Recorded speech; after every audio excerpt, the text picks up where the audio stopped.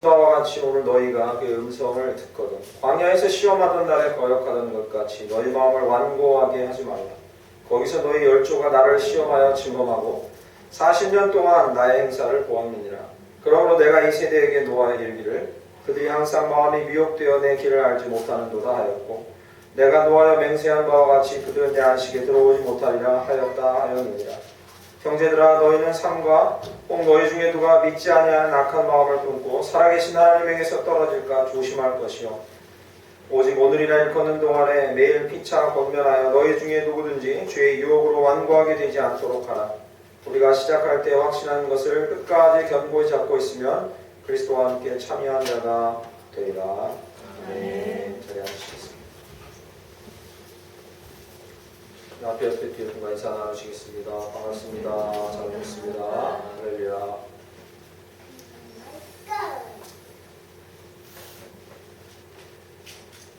오늘은 히브리서 세 번째 말씀 나누는 시간 갖도록 하겠습니다. 히브리서 말씀이 좀 비중이 커서 첫 번째, 두 번째, 세 번째 장 이런 식으로 토요일 말씀을 원래 주일날 나누는데 그 말씀 순서를 좀 무시하고 중요한 구절을 하나씩 살펴보고 있습니다. 오늘은 3장 7절부터 14절 말씀 본문으로 네 단어로 정리한 신앙생활의 기본 공식 말씀 증거합니다. 이런 거 나오면 막 수학 공식 같아가지고 마음 어려우실 텐데 되게 쉬운 공식이라 긴장하실 건 없습니다. 히브리서 말씀을 유진 피터슨 메시지로 한번 읽어보았는데 참고로 이 유진 피터슨의 메시지는 성경은 아닙니다. 한국 성서동회나 다른 기타 신학교에서 성서라고 인정된 것은 아니지만 그러나 성경을 이해하기에 참 좋은 책 중에 하나이긴 합니다. 이 유진 피터슨의 히브리서 서문을 여러분 읽어보실 수 있으면 한번 서문을 읽어보시면 좋겠는데 그 서문은 이렇게 시작합니다. 좀 이상한 말 같지만 지나친 종교 행위는 좋지 않다. 이렇게 시작합니다. 참 유진이 갖고 있는 독특한 신앙관이죠. 그의 책은 늘 이런 논조로 시작하고 끝납니다. 이상한 말 같지만 지나친 종교행위는 좋지 않습니다. 이렇게 얘기합니다. 이 말을 쓴 이 이유를 좀 서문 밑에 부분을 자세히 살펴보면 이것입니다. 열심으로 종교행위를 행한다는 것이 목적의식을 잃어버리거나 핵심을 잃어버리면 결코 좋은 결과를 낼 수 없다. 이런 의미인 거죠. 열심으로 행한다는 것은 우리나라 사람들에게는 되게 좋은 미덕이지만 그러나 종교행위, 신앙생활을 할 때 열심으로 행한다는 것만으로는 안 되는 일이 있다. 그렇죠. 그러면 이 서문에서 유진 피터스는 신앙생활의 핵심이 뭐냐라고 묻는 이 질문에 딱 한마디로 아주 간결하지만 확실하게 짚어줍니다. 신앙생활은 하나님의 일을 경험하는 것입니다. 할렐루야. 그렇게 정의합니다. 언제 어디서나 핵심은 하나님께서 이미 행하신 일, 또 지금 행하고 있는 일, 그리고 앞으로 행하실 일에 대한 우리의 경험이다. 그리고 그 신뢰다. 이렇게 이야기하고 있습니다. 최소한의 신앙적인 의무를 다 하는데, 즉 예배에 잘 나오고 주일 빠지지 않고 하나님 앞에 예물 드리고 하나님 앞에 나가서 기도하고 최소한의 이 신앙생활의 의무를 행하는데 의욕이 없거나 의미를 못 찾겠다라는 이런 현상은 성도들한테 아주 자주 일어납니다. 목사인 저도 그런 일이 너무 자주 일어납니다. 일주일을 지내고 있으면 주일날 받았던 은혜도 그렇고 말씀 나눌 때 받았던 은혜도 그렇고 그것이 모연해질 때가 있고 의욕이 상실될 때가 참 많습니다. 더군다나 저같이 나이가 50 넘어가는 중년의 갱년기에 이르면 알 수 없는 호르몬 작용에 의해서 자꾸 밑으로 깔아지고 힘들어지고 이럴 때도 있습니다. 의욕이 없어. 의무적인 신앙생활을 다 하는데도 의욕이 없고 신앙의 의미를 못 찾겠다. 이런 제법 많습니다. 유진 피터슨의 말에 의하면 그것은 뭔가 열심히 하고는 있지만 하나님의 일을 기대하거나 그것에 집중하지 못하기 때문이다. 이렇게 미리 결론을 말씀드릴 수 있겠습니다. 핵심이 무엇이냐면 하나님의 일입니다. 그래서 제가 예전에 몸담았던 선교단체에 보면 하나님께서 일을 하실 때 그 파도를 타라 뭐 이런 얘기 자주 했어요. 성령님이 일하실 때 그 파도를 타라. 네 힘으로 바다를 가로질러 가려면 힘들겠지만 그 파도를 탈 수 있으면 너는 얼마든지 하나님의 일을 쓰임받을 수 있다. 뭐 이런 얘기 자주 듣곤 했습니다. 네 가지의 단어로 이루어진 공식을 말씀드립니다. 하나님의 일을 우리가 경험하고 기대하기 위해서 네 가지 공식을 알아야 되는데 이것은 네 가지 단어로 이루어진 공식이요. 잘 기억하십시오. 오늘 이 말씀 핵심입니다. 첫 번째 말씀이고 더하기 믿음이고 더하기 인내고 그리고 이코르 성취입니다. 그래서 이제 기억하시면 되겠습니다. 하나님의 말씀이고 그리고 믿음이고 거기에 인내를 더하면 성취가 있습니다. 공식을 잘 기억하셔야 합니다. 오늘 말씀은 그것에 대한 이야기입니다. 그것에 대한 이야기.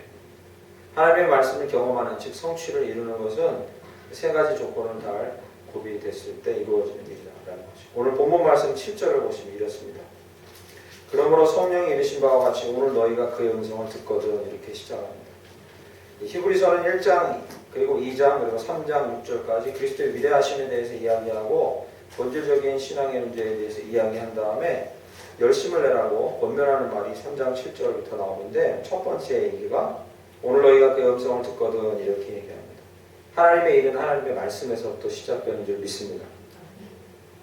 어디서부터 시작되냐 할 때 하나님의 말씀에서부터 시작됩니다. 창조 때부터 우리가 아는 인류 역사에서 창조 때부터 모든 만물이 하나님의 말씀을 듣는 것으로부터 세상은 시작됐습니다. 저는 다 잘 알고 있는 겁니다. 그리고 줄곧 그 역사가 이루어지다가 지금까지 모든 세상의 일들은 피조물이 하나님의 말씀을 듣는 것으로부터 시작합니다. 이 신앙생활에서 이것을 빼놓고는 아무것도 되지 않는다는 것을 알 수 있습니다. 그런데 그냥 듣는 걸 말하는 게 아닙니다. 창조 때 피조물들이 하나님의 말씀을 들었어요. 히어링, 그냥 듣는 걸 얘기하는 게 아니라 그 말씀이 마음에 새겨지고 마음에 꽂히고 그 말씀이 나를 붙들고 그 말씀이 나를 감동하는 것까지를 얘기하는 거죠. 이게 듣는 거죠. 여기서부터 하나님의 일은 시작되는 거죠. 이 말씀에 이 부정하거나 반대 의견을 갖고 계신 분은 여기는 아무도 없을 거라고 믿습니다. 그런데 늘 문제는 뭐냐면 이 방법이라는 거예요. 방법. 하나님의 말씀에서부터 하나님의 일이 시작되면 우리는 그것을 마음에 새기면 그때부터 이 공식이 작용되는 거예요. 마음에 새기지 않으면요. 공식이 적용되는 게 아니에요. 아무리 성도라도 이 공식에선 예외인 거죠. 그것을 마음에 어떻게 새기냐 방법이 문제인 겁니다. 66권이고 1189장에 31,039절입니다. 어떻게 새겨요? 이 중에서 내게 어떤 거라고 알고 어떻게 새기겠습니까? 이게 참 쉽지 않은 일이에요. 그냥 생각하면. 오늘 본문은 이 말씀을 받아들이는 내 마음에 새기는 중요한 방법에 대해서 핵심 요인을 가르쳐 줍니다. 그것은 쉽기도 하고 어렵기도 합니다. 그 핵심 단어가 오늘 본문 말씀에 여러 번 등장하는데 첫 번째 등장하는 게 8절에 등장합니다. 광야에서 시험하던 날에 거역하던 것 같이 너희 마음을 완고하게 하지 말라. 이렇게 얘기합니다. 10절로 가보시면 또 한 번 나옵니다. 그러므로 내가 이 세대에게 노하여 이르기를 그들이 항상 마음이 미혹되어 내 길을 알지 못하는도다 하였고 이렇게 얘기합니다. 이 무수한 말씀 중에 하나님께서 말씀이 나에게 뭔가 다가와야 그때부터 이 공식이 시작되는데 신앙생활의 공식이 그 말씀이 나에게 어떻게 다가오냐? 마음이 문제라는 거죠. 그러면 마음을 어떻게 먹어야 말씀이 마음에 새겨지는데요? 제가 신대원 들어가서 신학 공부를 처음 시작하는데 교수님들이 하나님에 대해서 알고 싶으시죠? 이제부터 신론에 대해서 가르쳐 드릴게요 하면서 하나님에 대해서는 긍정적인 이 정의보다 부정적인 정의를 먼저 알면 하나님에 대해서 알기 쉽습니다. 하나님은 어떤 분입니다라고 얘기해봐야 여러분이 감이 안 와요. 그래서 하나님은 어떠한 분이 아닙니다라고 설명하면 감이 좀 와요. 하나님은 제한이 없으십니다. 아멘? 이렇게 이제 가르쳐주기 시작하셨어요. 그래서 조금씩 알아가는 거죠. 하나님 모르시는 게 없어요. 하나님 안 계신 곳이 없어요. 이걸 뭐라 하냐면 부정적인 정의를 하면서 시작하는 거죠. 긍정적으로 정의를 내리는 게 아니에요. 오늘 본문 말씀에 도대체 어떤 마음에 하나님의 말씀이 잘 새겨지고 잘 깃들고 어떤 마음이 하나님의 말씀을 잘 붙들 수 있느냐. 긍정적인 정의가 아니라 부정적인 정의 두 가지를 얘기합니다. 8절 말씀 보시죠. 광야에서 시험하던 날에 거역하던 같이 너희 마음을 완고하게 하지 말라. 이렇게 얘기합니다. 어떤 마음에 말씀이 잘 새겨지고 어떤 마음의 말씀을 잘 붙들 수 있습니까? 내 것이라고. 완고하지 않은 마음. 이렇게 얘기합니다. 이 완고하지 않은 마음, 완고하다는 의미는요, 어려운 말 아닙니다. 딱딱하다 이 말입니다. 그래서 영어 번역으로는 이 딱딱하다 이렇게 번역했어요. 굳어있다. 닫혀있다, 굳어있다, 딱딱하다. 좀 더 자세히 설명하면 8절 9절에 보시죠. 광야 안에서 시험하던 날에 거역하던 것 같이. 뭘 배경으로 합니까? 이스라엘 백성이 출애굽해서 광야에서 나와서 하나님께서 그들을 시험합니다. 9절 말씀에 거기서 너희 열조가 나를 시험하여 증언하고 40년 동안의 나의 행사를 보았느니라. 이 8절 9절은 이 장면을 생각하시면 됩니다. 이스라엘 백성이 처음에요. 애굽에서 나와서 처음에 맞닥뜨린 가장 큰 절대절명의 위기가 무엇입니까? 홍해가 홍해. 기억나시죠? 근데 홍해가 갈라지고 그 백성들이 다 건넜을 때 건너고 난 다음에 여러분 이스라엘 백성이 취한 행동에 대해서 알고 계시죠? 어떻게 했습니까? 뭐 미리암, 모세 나와가지고 이스라엘 백성들 이 나팔 불고 막 춤추면서 막 난리 났잖아요, 그죠? 기억나시죠? 난리 나요, 막 춤추고 위대한 시가 여기 적혀 있어요. 출애굽기. 그런데 기억해 보세요. 여기 본문 말씀이요. 광야에서 시험하고 나를 시험하여 증언하고 40년 동안이나 나의 행사를 보았다는데요.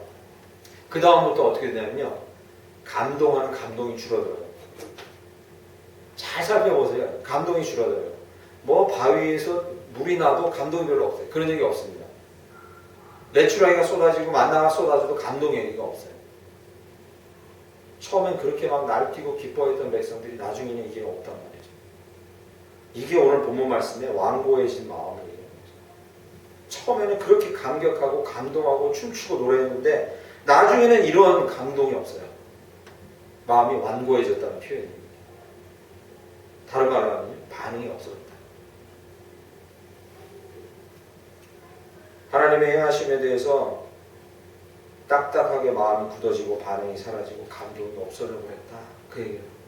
이런 마음에는 말씀이 새겨지지 않는다.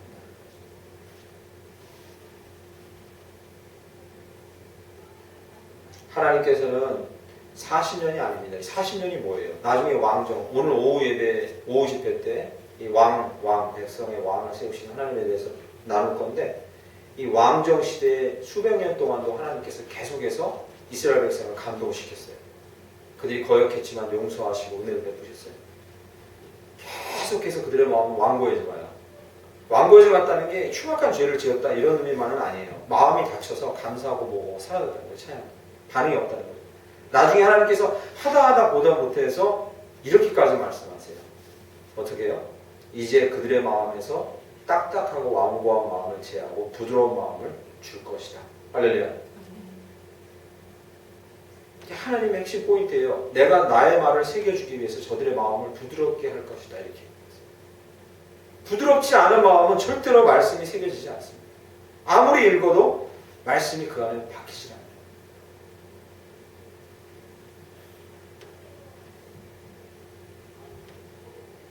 부드러운 마음을 주겠다 할 때 그 부드러운 마음은 전에 한번 설교할 때 여러분과 나눴는데 살 같은 마음 기억나시죠? 살갗 같은 마음. 이게 반응이 있다는 거죠. 어떨 땐 부드럽고 어떨 땐 딱딱 살아있는 거죠. 반응이 있는 거죠. 저희 자신을 돌아보았으면 좋겠습니다. 아주 복잡한 거 얘기하고 있는 게 아닙니다. 말씀이 새겨지는 것에 대해서 복잡한 거 얘기하는 게 아니에요. 반응할 수 있는 마음을 만들어줍니다. 반응할 수 있는 마음을 가지십니다.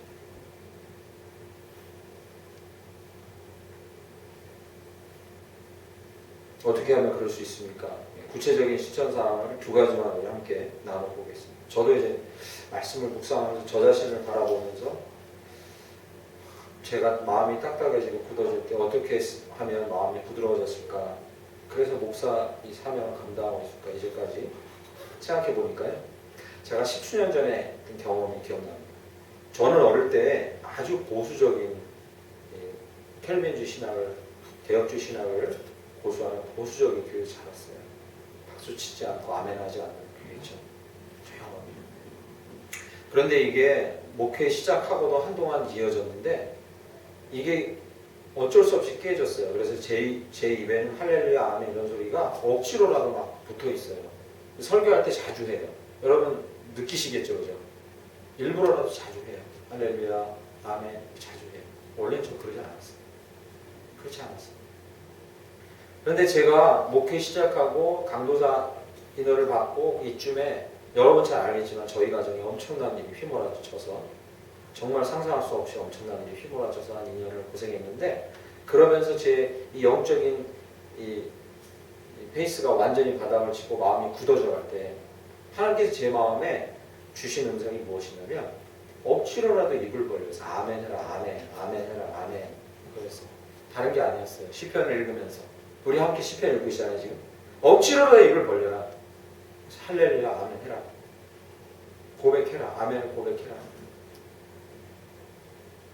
그래서 저 전전에 있던 교회 같은 경우는 만날 때마다 인사가 교육자실에서도 제가 할렐루야에서 할렐루야 목사였어요. 이게 상상할 수 없는 일이에요. 이건 저는 그런 사람이 아니에요. 근데 입버릇처럼 그냥 일부러라도 달고 살았어요. 그래서 할렐루야 할렐루야. 그래서 어떤 선배 목사님 저한테 와서 충고까지 했어요. 아무 때나 할렐루야 하지 마세요. 이렇게 충고도 하고 그랬어요. 아멘 하시고 화답하십시오. 마음이 흡족하게 100% 여러분 마음 가운데 100% 내가 그것을 고백할 상황이나 컨디션이 되어 있지 않다 하더라도 상관없습니다. 고백하십시오. 아멘 하십시오. 성경 말씀을 우리에게 에베소서 5장 19절에 이렇게 얘기합니다. 시와 찬송과 신령한 노래들로 서로 화답하며. 이 장면은 되게 놀라운 장면을 염두에 두고 에베소서 쓴 사도 바울이 쓴 거예요. 그들이 이 광야 시절을 거치면서 이제 앞에 가나안 땅을 앞두고 하나님께서 에발산과 그리심산에서 축복과 저주를 명할 때 또는 많은 군중들이 모여서 선지자나 제사장들이 그 앞에 서서 하나님의 말씀을 외칠 때 이런 일이 자주 벌어졌어요. 뭐라고 얘기하면 저쪽에서 군중들이 아멘해요. 그러면 선지자가 앞에서 아멘 아멘 아멘 아멘 하면서 찬양이 막 시편 찬양으로 펴지는 거예요. 화답하는 거죠.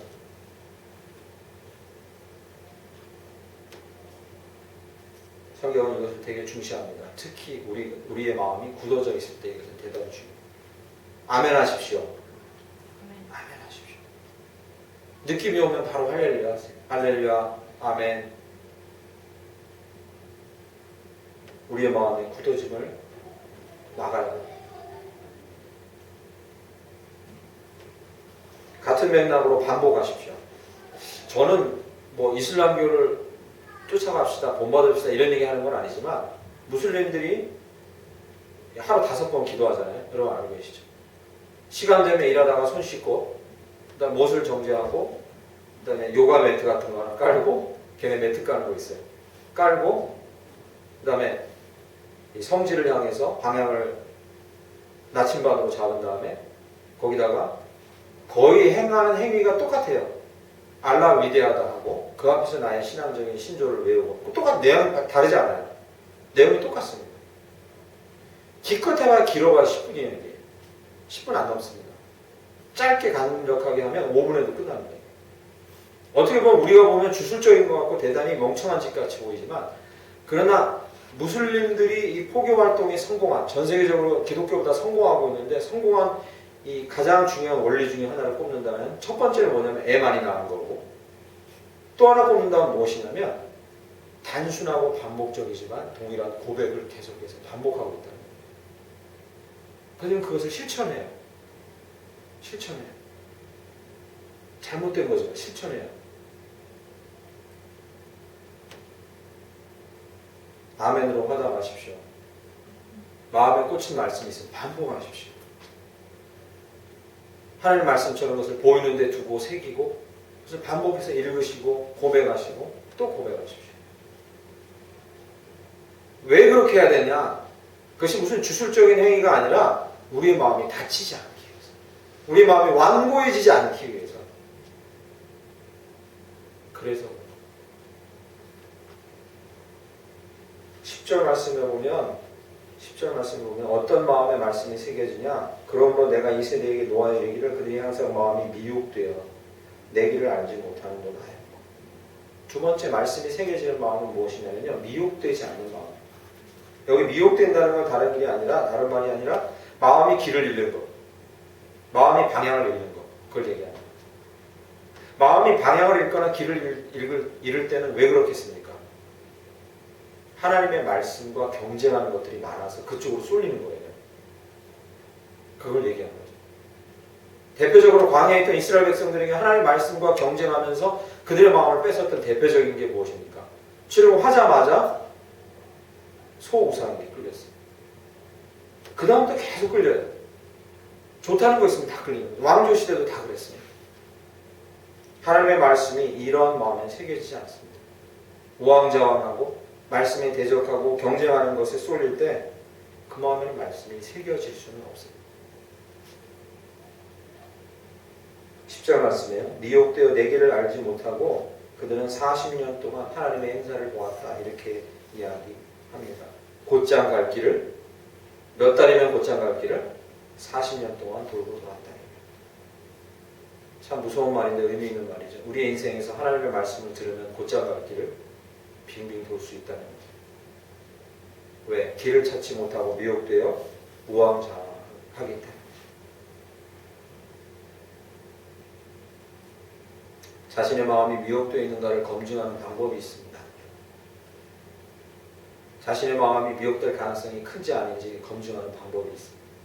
아주 쉬우니까 여러분 적용해 보시고 우리 스스로를 권면하시고 경계하셔서 하나님의 음성에 귀 기울이기를 축원합니다. 이 가장 단순하면서도 확실한 검증 방법은 무엇이냐면 삶이 단순한가 복잡한가. 삶이 단순한가 복잡한가. 하나님의 말씀은요, 하나님의 말씀과 경쟁하는 것들과 싸워 이길 수가 없어요. 아이고 목사님 무슨 그런 얘기를 하세요. 하지만 맞아요. 단연코 그렇습니다. 하나님의 말씀은요, 하나님의 말씀과 경쟁하는 것과 이길 수가 없어요. 왜? 지루하니까. 우리 눈에 보기에 지루해요. 육신적으로 지루하고 여기에 계속해서 집중하기가 힘들어요. 어렵고 지루하니까. 그래서 이걸 어떻게 재미있게 풀어볼까에 집중하면 잘못하면 어문 길로 빠질 수 있어요. 말씀은 그냥 말씀대로 보는 거예요. 말씀처럼 대하는 거예요. 지루해도. 이걸 자꾸 어떻게 새롭게 대할까, 요리를 해볼까 하다 보면 어문 길로 빠질 가능성이 커요. 그러면 그 다음 방법은 무엇입니까? 대하는. 경쟁하는 것들을 제거하는 게 빨라요. 경쟁하는 것들을 가능한 선에서 제거하고 단순하게 만드는 것이 빨라요.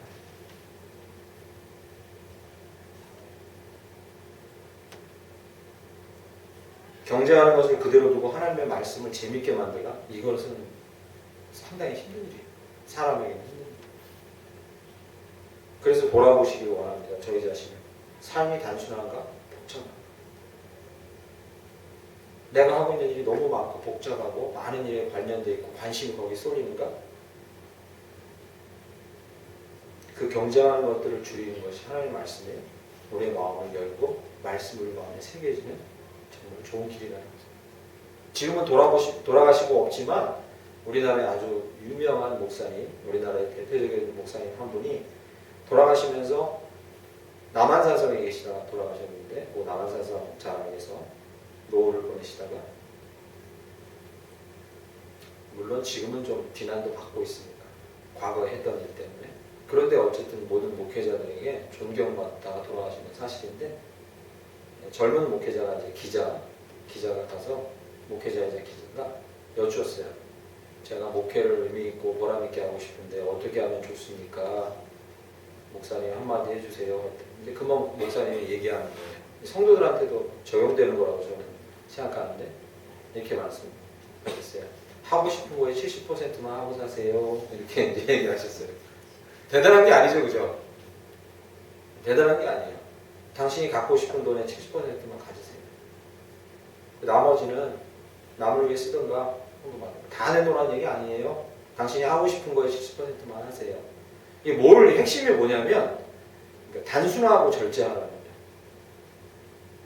조금만 단순하고 더 절제하면 그 마음에 길을 잃지 않고 하나님께로 더 갈 가능성이 크다. 목회자들한테는 참 귀한 이 고언으로 남아있는데 성도들에게도 참 적용점이 좋습니다. 오늘 본문 말씀에 의하면요. 하나님의 말씀이 어떤 마음에 새겨집니까? 미혹되지 않는다. 길을 잃지 않는다. 그러려면요. 우리는 최대한 우리 삶을 단순하게 만든다.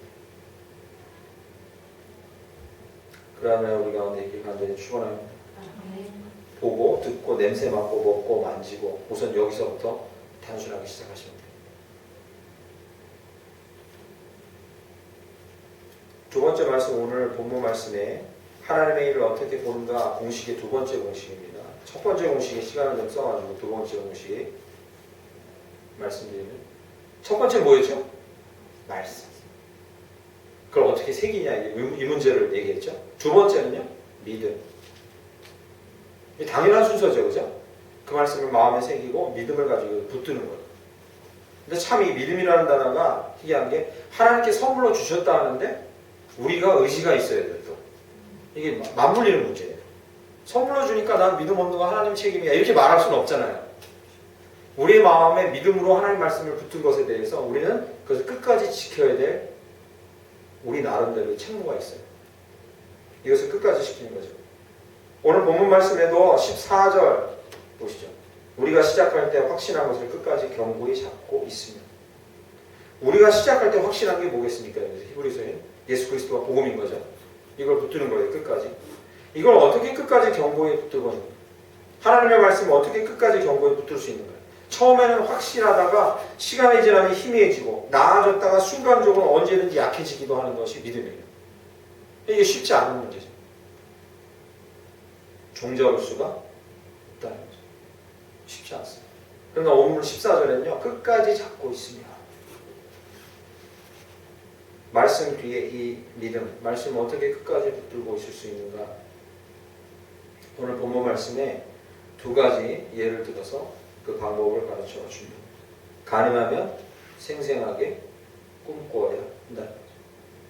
다시 한번요. 가능하면 생생하게 구체적으로 꿈꾸고 마음에 그려야 한다. 두 가지로 얘기합니다. 11절 말씀 보시죠. 11절. 내가 노하여 맹세한 바와 같이 그들은 내 안식에 들어오지 못하리라 하였느니라. 이렇게 씁니다.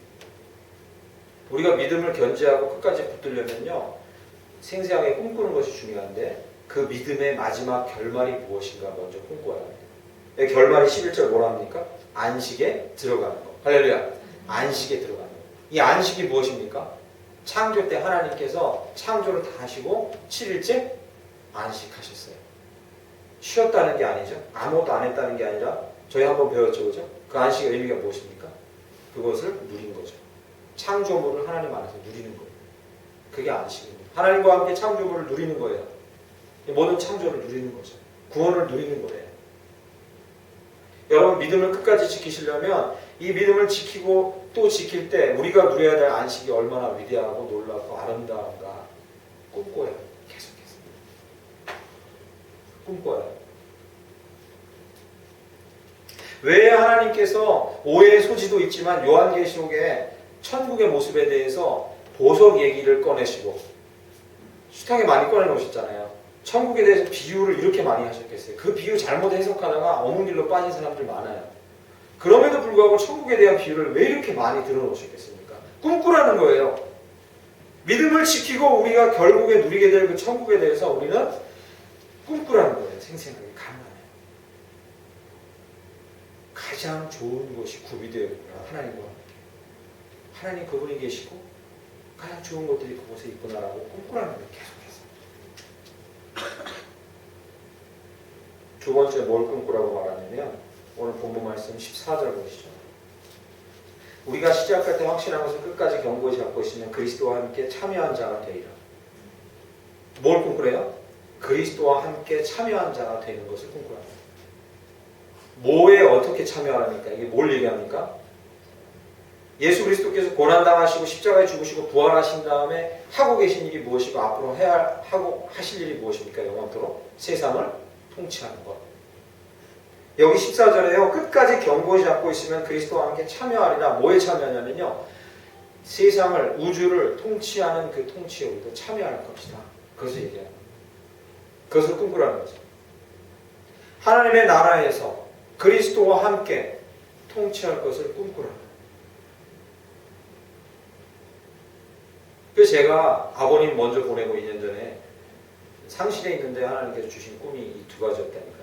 아, 멋있습니다. 하나님 멋있어요. 지금은 이제 슬픔도 거의 없어요. 아버지 죄송합니다.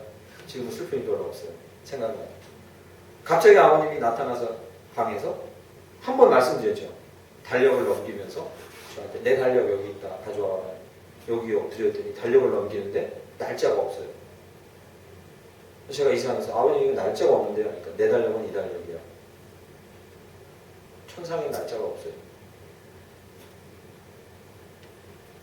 너무 마음이 편안해 보이시고 마치 내가 기다리고 있으니까 나와 함께 그 통치, 그 나라, 또 하나님께 소망하자고 말씀하십니다. 꿈꿔야 돼요. 어떻게든지.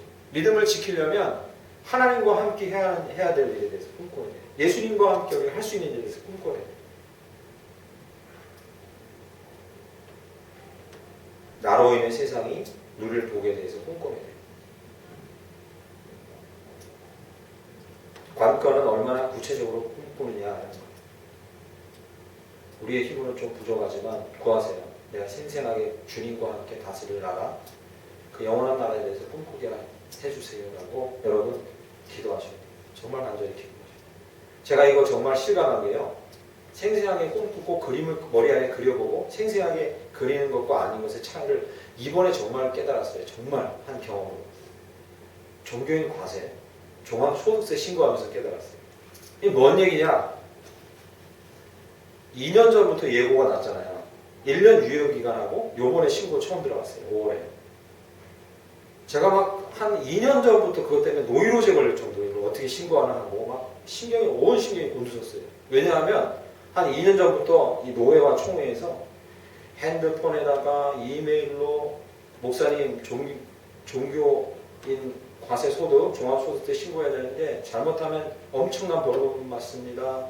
준비 잘하세요. 세미나 있다 그래서 총회에서 있다 그래서 한 번 가서 4시간, 노회에서 있다 그래서 4시간, 8시간 총 교육받았어요. 근데 교육을 받는데 자세하게 세무사가 와서 설명하고 목사 겸 세무사가 와서 설명하는데도 이해가 안 되는 거예요. 도대체. 너무 복잡해서.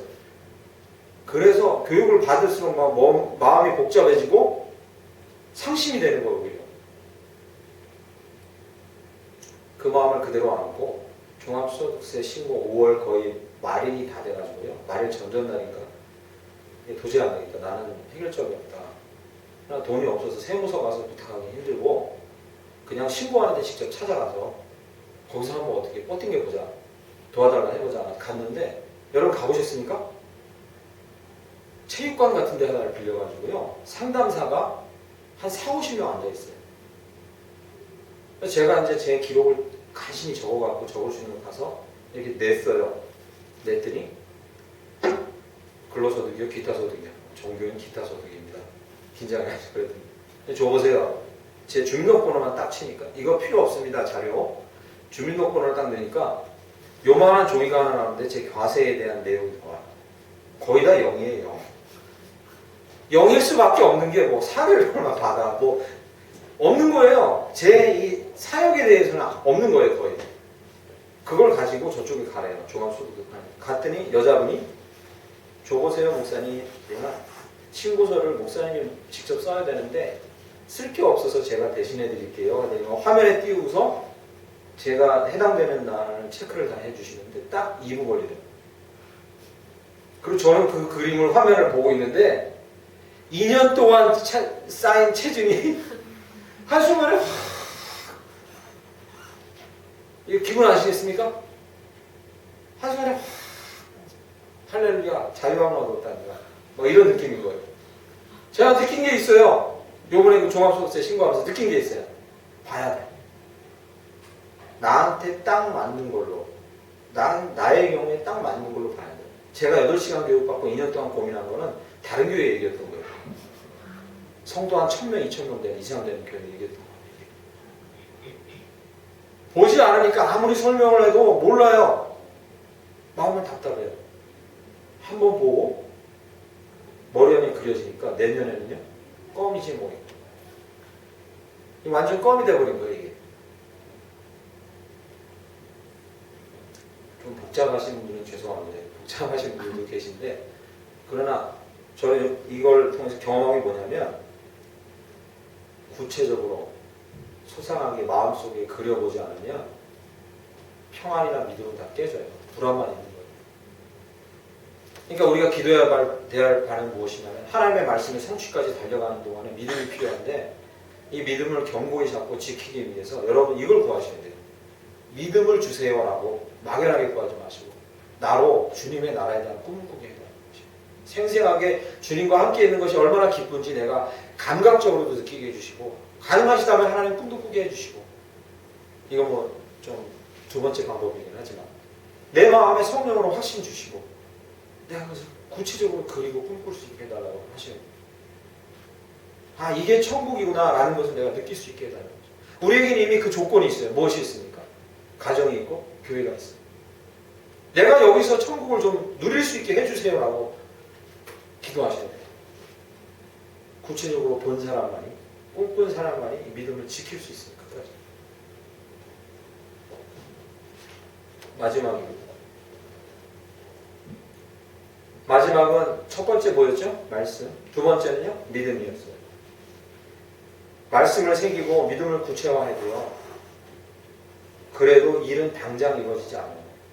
시간이 필요해요. 하나님 항상 시간을 들여서 인내를 요하게 하세요. 당장 눈앞에 뭐가 이루어지지 않아요. 성취가. 어떻게 인내할 수 있는가에 대한 거죠. 이 말씀 마지막입니다. 13절 보시죠. 오직 오늘이라 일컫는 동안에 매일 피차 권면하여 너희 중에 누구든지 죄의 유혹으로 완고하게 되지 않도록 하라. 인내, 마지막 인내입니다. 어떻게 참을 수 있고 끝까지 갈 수 있는, 인내할 수 있느냐. 13절에요. 오직 오늘이라 일컫는 동안에 멀리 볼 필요도 없어요. 내일을 생각하지도 말고 1년은 어떻게 될지 생각하지 마세요. 내가 1년 후까지 참을 수 있을까? 내가 평생 이 사람을 살 수 있을까? 내가 얘 어떻게 자신 있게 교육시킬 수 있을까? 내년에 어떡하지? 초등학교 들어가면 어떡하고? 이 성격을 내가 참을 수 있을까? 뭐 하나님이 이 말씀 주셨는데 어떻게 붙을 수 있을까? 너무 오래 길게 생각하지 마시고요. 오직 오늘이라 일컫는 동안에 한 가지만 기억하세요. 매일 피차 권면하라. 끝까지 인내하려면요, 권면할 사람이 필요합니다. 피차. 무슨 말입니까? 혼자서는 인내하고 달려갈 수가 없다.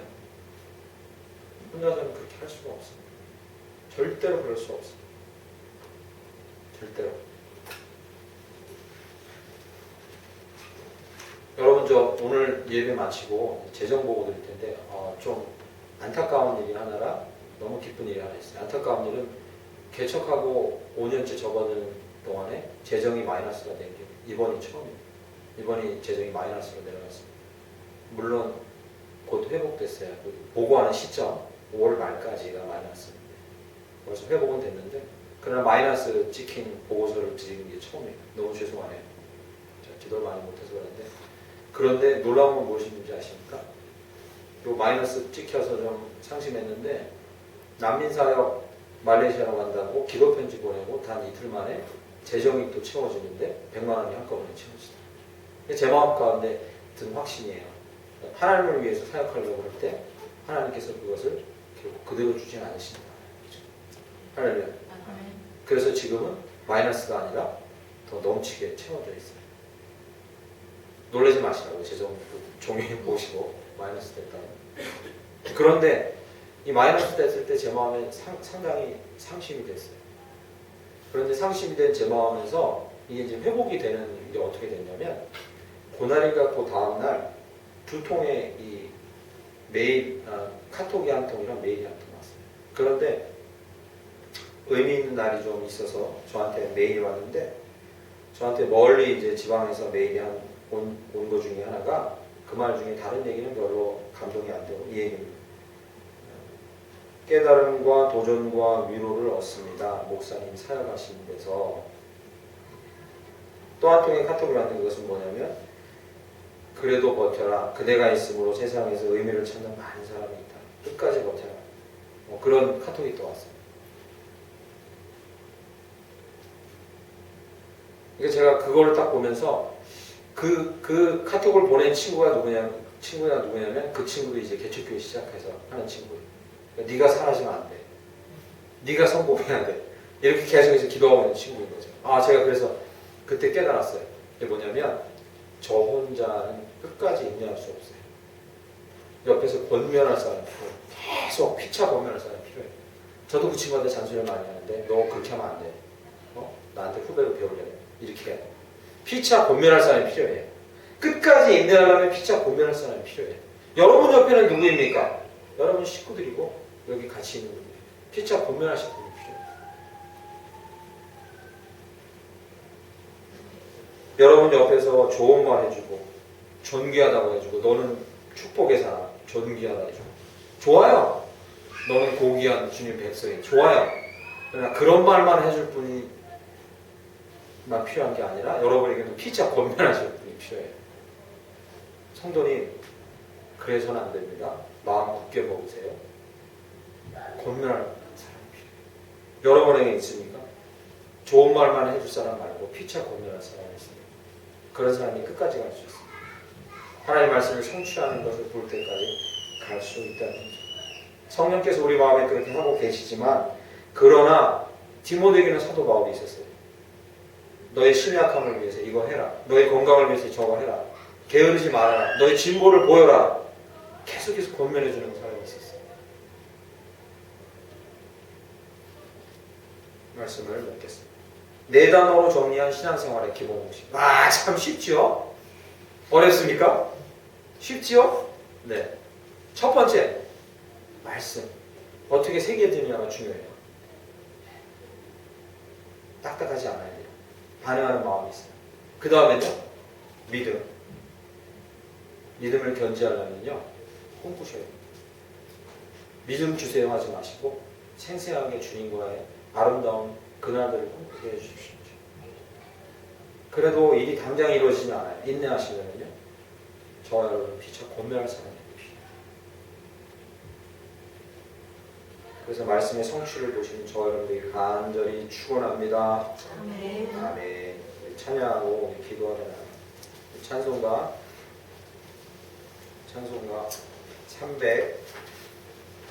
435장 나의 영원하신 기업 생명보다 귀하다. 435장을 찬양 드리고 기도합니다. 하나님